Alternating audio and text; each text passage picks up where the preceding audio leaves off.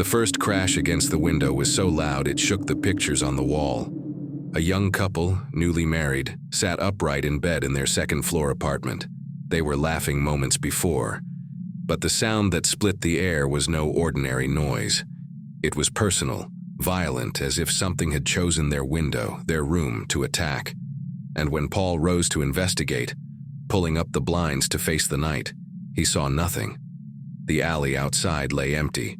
The trees in the yard swayed with a harmless creak. But within seconds, the window shook again. This time it cracked, and this time Jenn saw what had struck. A massive black bird. Its body slammed into the glass, leaving behind a blood-soaked stain. The couple whispered to each other in frightened tones, searching for reasons.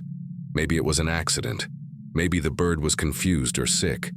Maybe there was some logical explanation. But then came the third impact, and with it, something far worse than broken glass. It was the early 1970s. The apartment wasn't remarkable, just a small unit on the second floor of a modest building in a quiet neighborhood. The kind of place where couples started out, saving money for a future home. The furniture was simple. The bed creaked. The walls were thin enough that they sometimes heard their neighbors.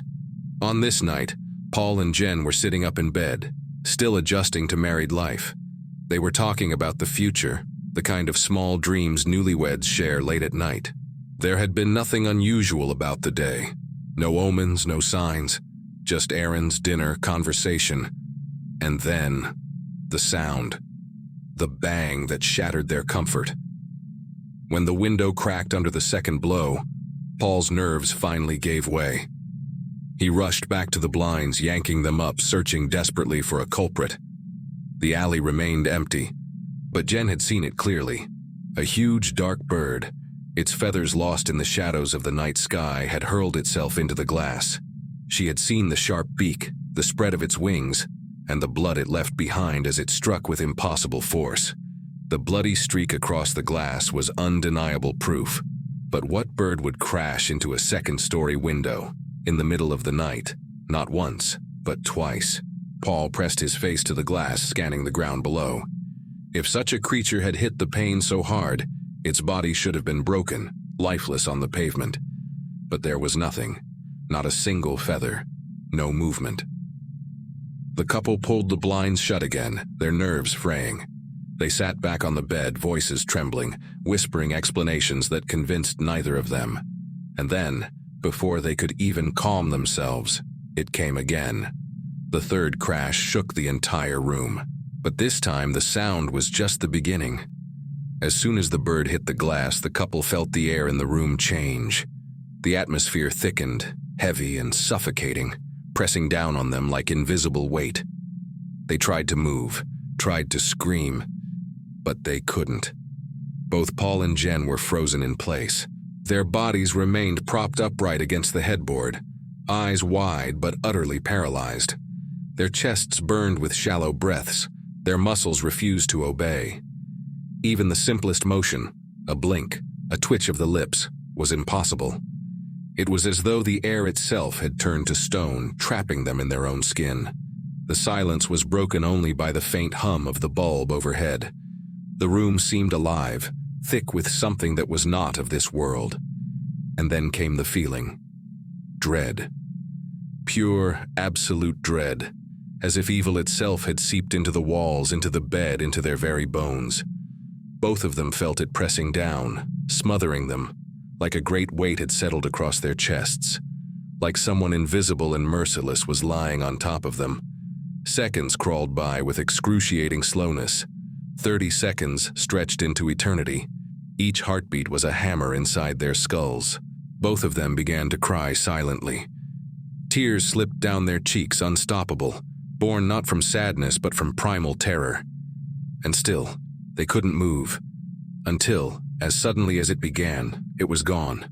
The weight lifted, the paralysis dissolved, the air thinned back to normal. Both Paul and Jenn turned their heads to face each other at the exact same moment, their faces wet with tears. They gasped for air, shuddering, clutching each other in a desperate embrace. Neither spoke at first. Neither had to. They both had felt the same thing, the same evil, the same paralysis. and just as they tried to make sense of it, the phone rang. The shrill sound of the telephone sliced through the room. Paul, hands still trembling, reached for the receiver. His mother's voice came through, shaky and strained. She never called this late. Her words cut deep. His grandmother, the woman who helped raise him almost like a second mother, had just died. The time of her passing aligned perfectly with the onset of this terrifying encounter. The moment the bird had hurled itself against the glass. The moment the air in their room had turned into suffocating dread. The moment when evil itself had seemed to crawl into their bed and freeze them in helpless terror. The bird was never found. The yard was empty, the alley silent. There was no carcass, no feathers, no trace of a creature that should have been shattered by such impacts. Only the cracked window and the blood-tinged glass remained.